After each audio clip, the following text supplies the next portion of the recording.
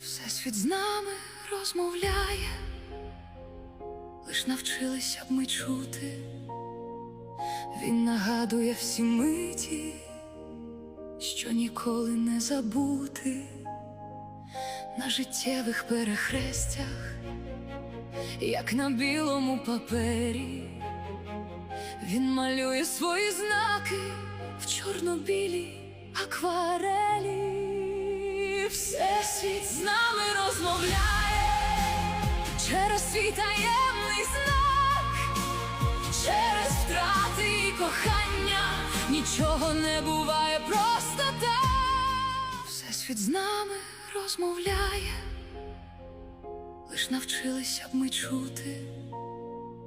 Він нагадує всі миті, що ніколи не забути.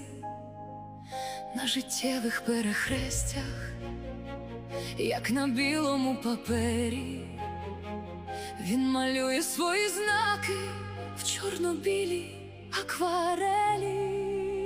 Всесвіт з нами розмовляє через свій таємний знак,